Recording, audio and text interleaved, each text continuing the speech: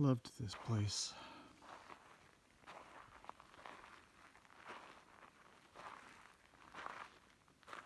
Some of it's still alive across the road there, but so much is gone.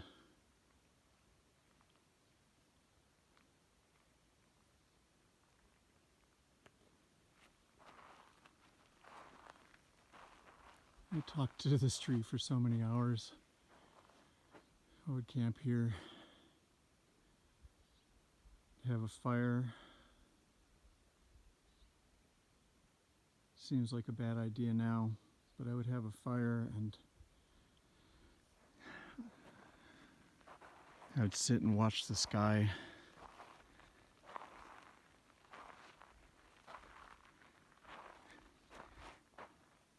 The winter constellations.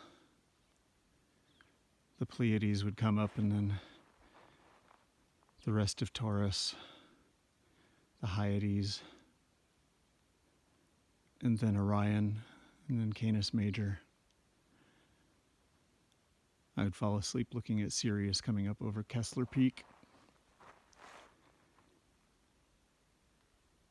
And owls would land in these trees, or they'd take off from them.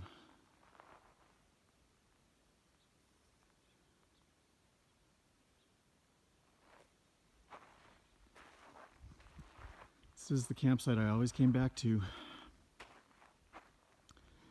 Except for the last time, there was somebody here already. So we went up the road a little bit, but I came here with all of my friends.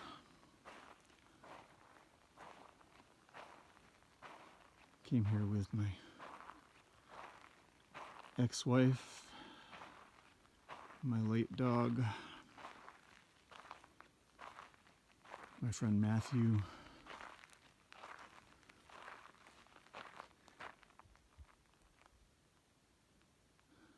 people I loved, people I liked.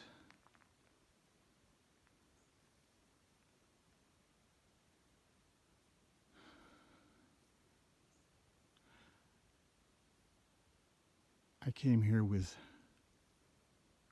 myself and my thoughts.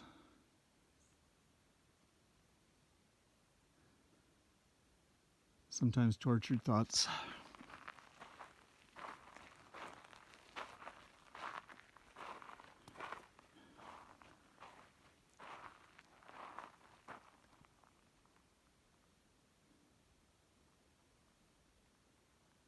This was always a constant for me.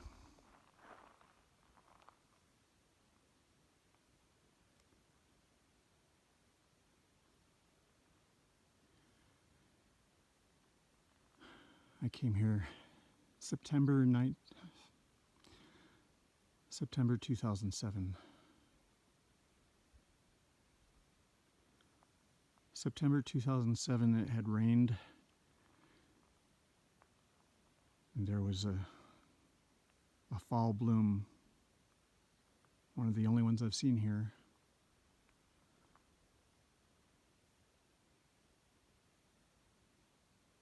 My dog was dead for some months and my marriage was falling apart, and I came here and I raged at myself. I raged at my dog for leaving me here. Raged at the stars.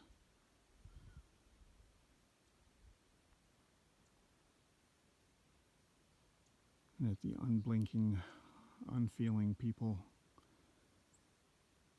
and the jetliners going overhead at night. We had no idea that I was here. But the trees were here, and the trees were alive, and the trees were with me. And I felt like they would be. I felt like they would be still.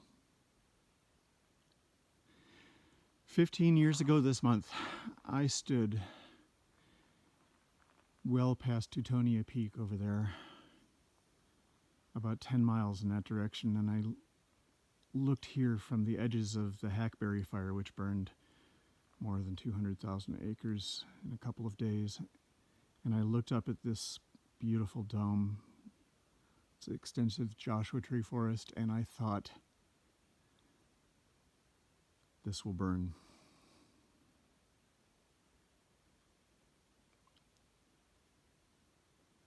It seemed like doomsaying. I doubted myself as I said it to myself.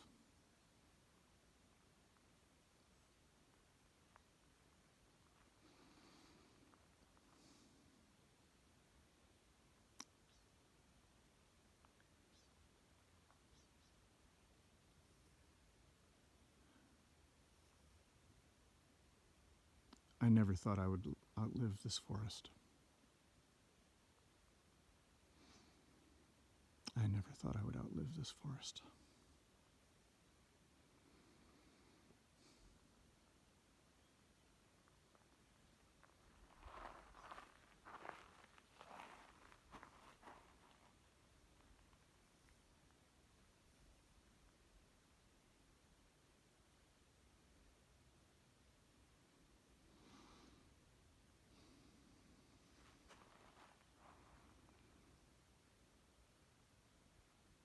Some of these trees will live.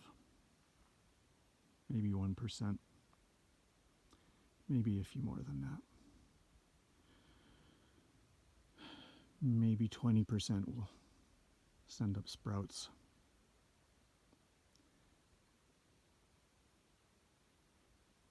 From pieces of root that didn't get completely killed by the fire.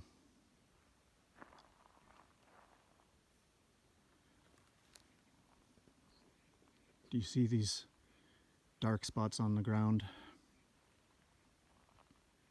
It's places with just charcoal.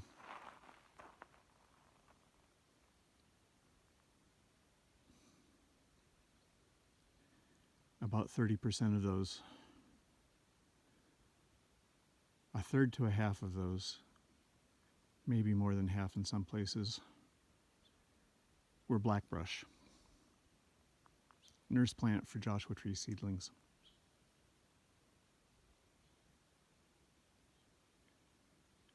Blackbrush doesn't come back from fire.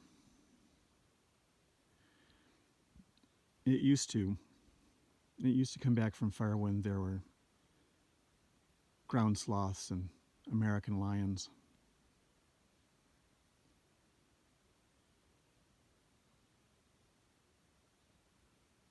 It doesn't anymore. It's an antelope ground squirrel that survived the fire, and it's regarding me curiously in the middle distance there. And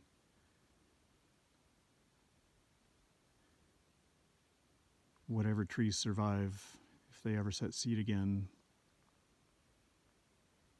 that squirrel and its relatives will collect the seed, eat some of it, bury some of it. A scant few percent of those will germinate.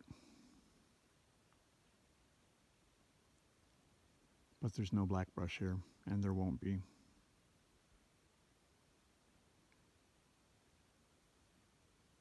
The chances of any of those Joshua Tree seedlings living past their first couple of years is incredibly low.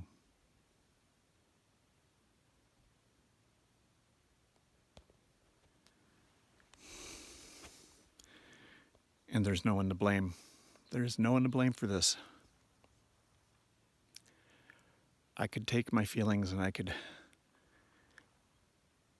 tame them. I could figure out how to handle them, how to compartmentalize them if there was somebody to blame for this.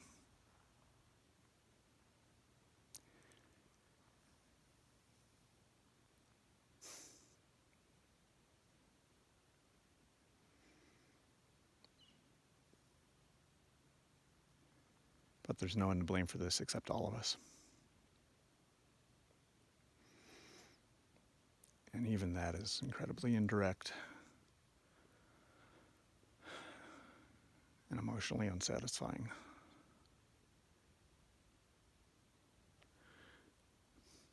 This was my heart, this place here, this was my heart. This was the center of my world.